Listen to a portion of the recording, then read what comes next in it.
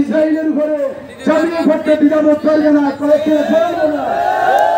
এবং ব্যবসায়ী ভাইদের প্রতি এবং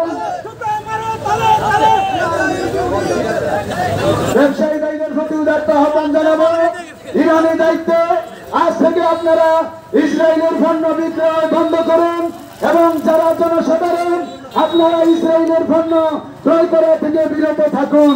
এটা আমাদের ইমানি দায়িত্ব এবং সাথে সাথে ফিলিস্তিনের মুসলমানদের প্রতি সমবেদনা জানানো, তাদের জন্য দোয়া করা আমাদের ইমানি দায়িত্ব।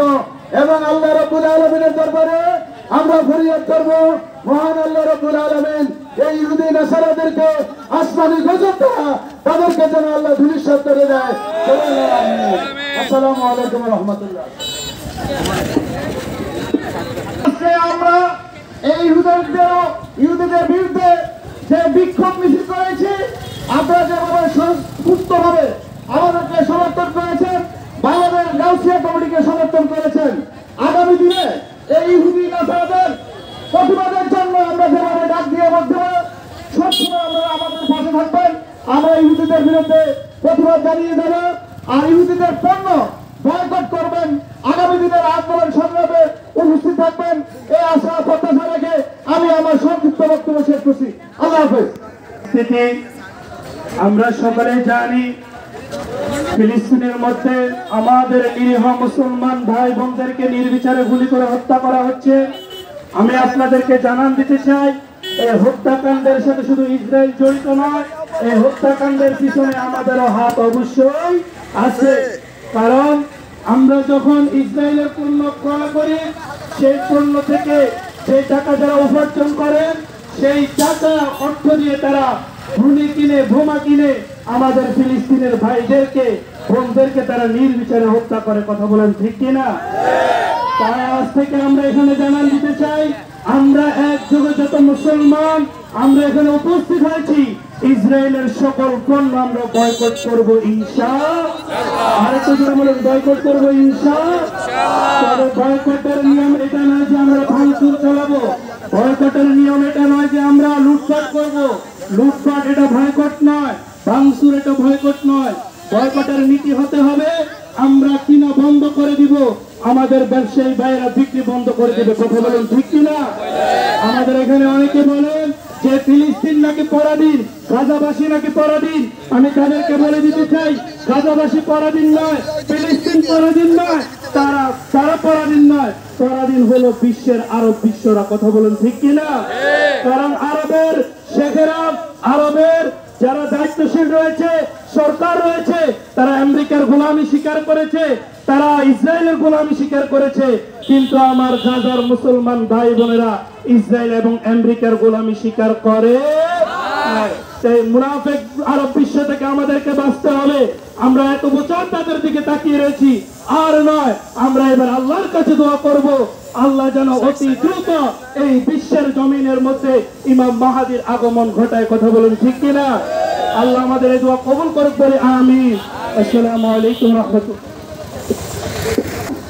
সম্মানিত এলাকাবাসী, আমরা ফিলিস্তিনের জন্য যেভাবে নেমেছি, আপনারা সর্বোচ্চভাবে সেভাবেই নেমে যাবেন এবং সমস্ত বয়কট, সমস্ত বিদেশি ভাতপণ্য সমস্ত আমরা দখল করে দেবো ইনশাল্লাহ।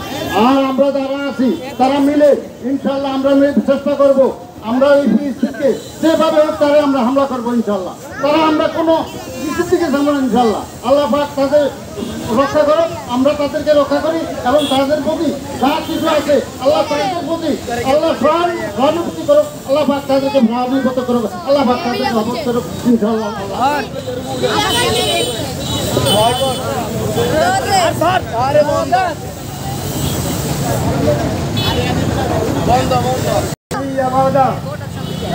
আজকে আমরা ফিলিস্তিনের পক্ষে ফরিদগঞ্জ গাউসিয়া কমিটি, বাংলাদেশ ইসলামী ছাত্র সেনা, ইসলামী ফ্রন্ট, যুব সেনা কর্তৃক আয়োজিত এই বিক্ষোভ মিছিল আমরা সমাপ্ত করেছি। সাথে সাথে আমরা এই বিক্ষোভ মিছিল থেকে আহ্বান করতে চাই, বিশ্বের মুসলমান যারা আছে আর বসে থাকার সময় নাই, আর ঘুমানোর সময় নাই। আজকে আমরা যাদের ছায়াতলে ছিলাম, এই মুসলিম করেছিল মুসলিম যারা নেতা, যারা ওআইসি করেছিল জাতিসংঘের বিরুদ্ধে, মুসলমানদেরকে অনেক আশা ভরসা দেখিয়েছে। আজকে জাতিসংঘ ঘুমিয়ে আছে, কথা বলেন ঠিক কিনা? বিশ্বের মুসলমান 200 কোটি মুসলমান আজকে ঘুমাইতেছে, কথা বলেন ঠিক কিনা? আজকে ফিলিস্তিনের মুসলমানরা ঘুমাইতেছে, ঘুমের মধ্যে তারা মৃত্যুবরণ করতেছে।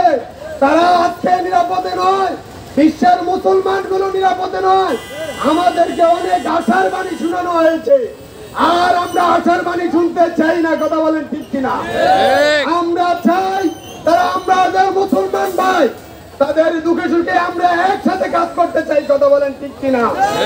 প্রয়োজনে আমরা বাংলাদেশের সীমানা প্রাচীর ভেঙে ফিলিস্তিনের পক্ষে হস্ত ধরতে রাজি আছি কিনা, কথা বলেন ঠিক কিনা?